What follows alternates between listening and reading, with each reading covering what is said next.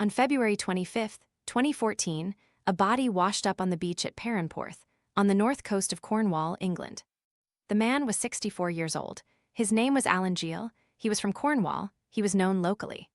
He was nude. He had 2 socks on his feet and 1 shoe. The other shoe was gone. Inside his mouth, investigators found a rolled-up sock and a pair of headphones. The sock and headphones were inside his mouth. There were visible injuries on his body. He had been in the water. The exact length of time was difficult to establish. An inquest was opened. Pathologists examined the body. Investigators looked into Jeal's life, his movements, any conflicts or difficulties. They looked at the objects in his mouth. The cause of death was not determined. Officially, the cause of Jeal's death remains undetermined. The inquest heard evidence about Jeal's state of mind before he died, about whether the circumstances were consistent with suicide, about whether the injuries were consistent with accidental death in the water, about whether there was evidence of third-party involvement.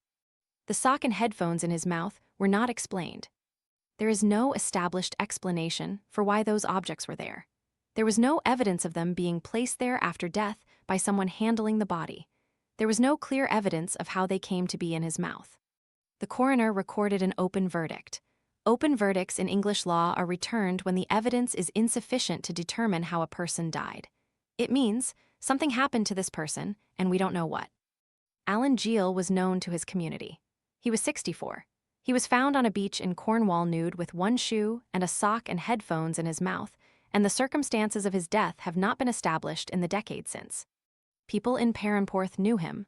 People dive into the question of what happened to him and come back with nothing. The objects in his mouth have generated significant speculation, something ritualistic, something related to a specific activity, a message of some kind. None of these theories has been supported by evidence. He washed up, he had injuries, something was in his mouth. The cause of his death is officially unknown. That is where the record ends.